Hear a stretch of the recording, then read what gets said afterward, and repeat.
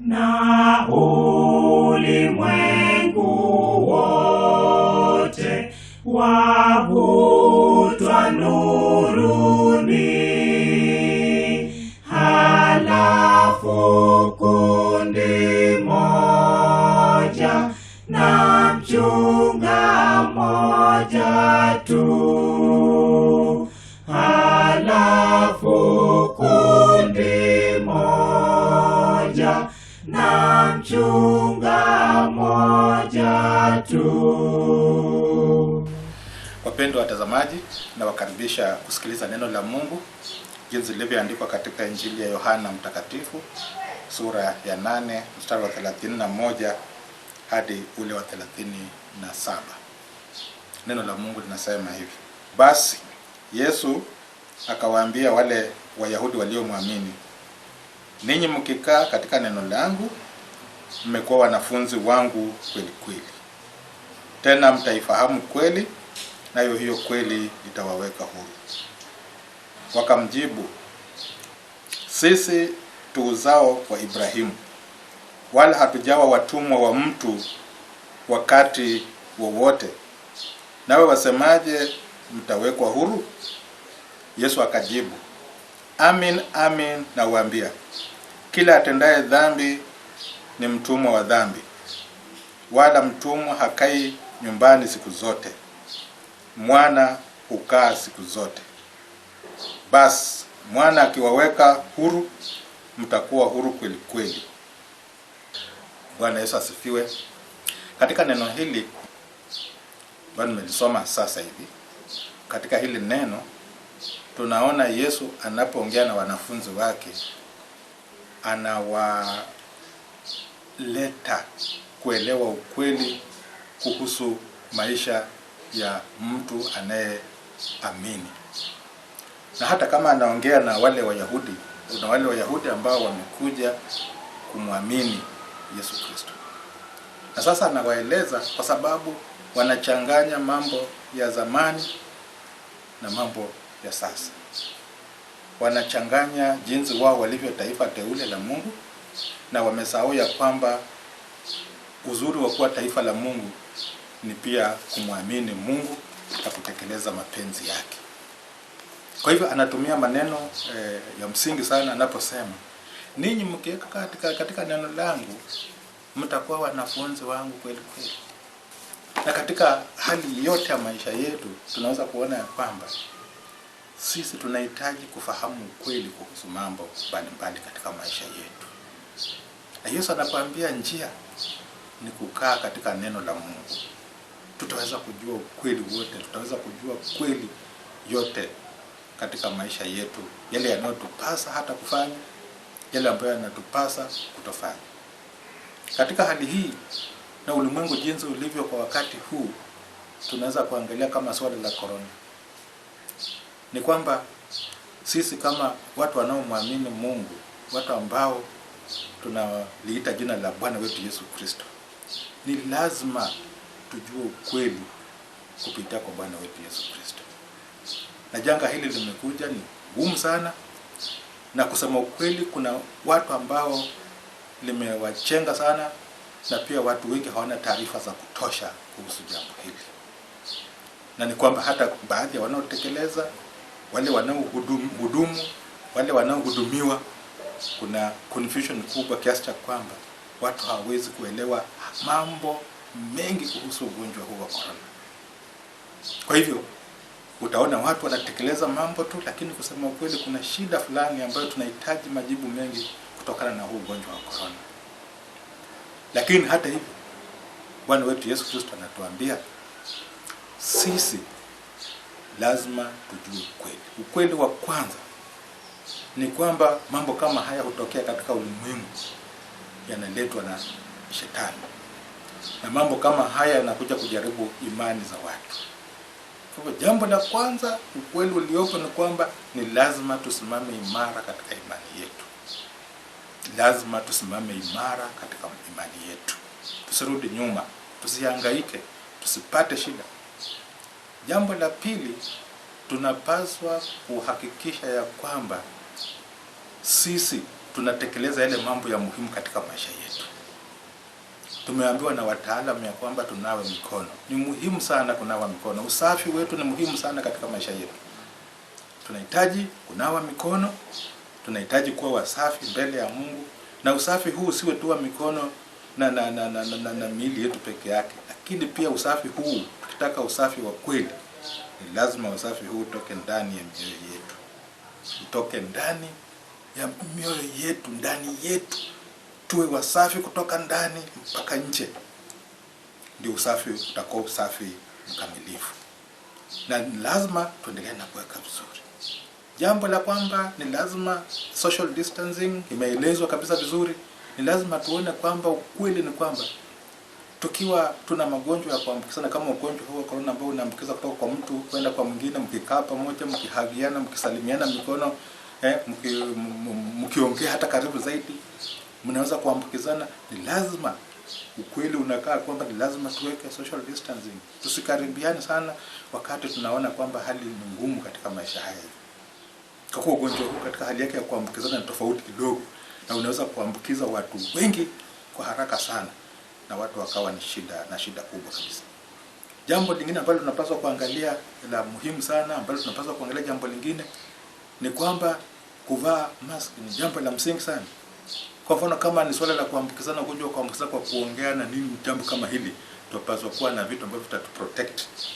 Ingawa pia wataalamu wengine wanataka kusema pia kwamba usivae hiyo mask masaa marefu sana, kwa sababu pia inaweza kukuletea shida katika maisha yako. Swala la kuprotect watu wengine, wewe mwenyewe kuprotect, kujilinda usipatwe na maradhi kutoka kwa watu wengine, na pia wewe mwenyewe nawe usiwaambukize watu wengine, ni jambo ambalo Mkristo inapaswa tuzingatie na tuone kwamba ni muhimu sana kufuatilia vizuri. Inabidi tuone ya kwamba tunaweka mikakati yetu vizuri. Ukitaka kuwa vizuri kwamba wewe ni mtu ambaye unataka kujua ukweli wa Mungu, pia moja wapo ukweli kutoka kwa Mungu wetu inatakana ujue hali yako. Usiogope kupimwa na kuona kwamba unajua hali yako ya corona, ili usije ukakaa labda unayo au huna, na pia ukakuta kwamba unadhoofika na kuhangaika katika maisha yako.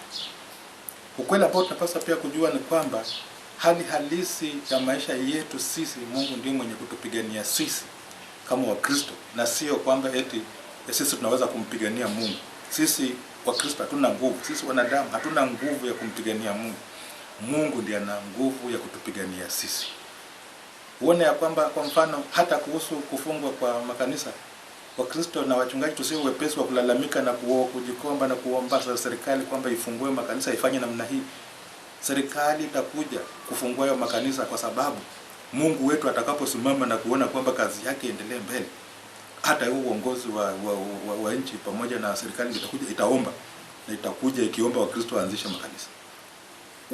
Viongozi wa kanisa lazima tujue kwamba tuna kazi kubwa sana.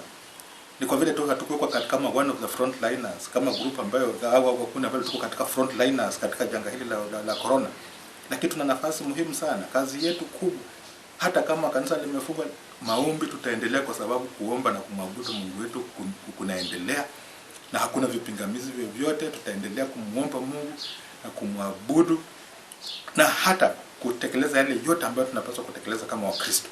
Tuone ya kwamba jambo hili limeendelea mbele. Ni wajibu wa kanisa kuona kwamba kazi hii imeendelea vizuri na inaenda kwa mpango wa Mungu vizuri. Itakuwa ni wajibu wa kanisa, wa serikali, kuja kuomba makanisa yafunguliwe, kwa sababu huwezi kuyafunga milele. Lazima watakuja kuomba, ni wao waombe. Wao waombe kanisa la Mungu lifunguliwe, sio sisi kujikomba na kuona kwamba eti tunaomba makanisa yafunguliwe. Lazima tujue ukweli. Na kitu kingine ambacho lazima tujue kama viongozi wa makanisa ni kwamba tusiwafanyie watu mambo ya majaribio na pia kumfanyia Mungu dhihaka.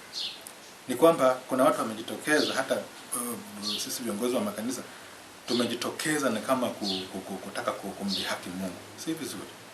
Tunapaswa kuangalia kwamba Mungu aliye na uwezo wote, Mungu anayejua yote, Mungu ambaye yuko kila mahali, Mungu mwenye nguvu zote, yeye mwenyewe anajua jinsi ambavyo atafanya hii kazi na atamaliza hili swala la corona, na atafanya kwa sababu yeye ana uwezo wote.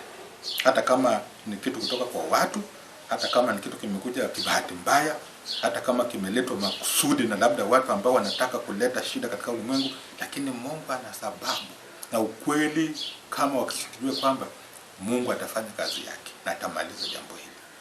Jambo lingine ambalo lazima tujue ni kwamba niliposoma Biblia nikaona kuhusu Yesu anajaribiwa na shetani pale nyikani. Kuna jambo la msingi sana pale ambalo unaweza kujifunza. Ya kwamba shetani anamwambia ugeuze mawe yawe mkate ule.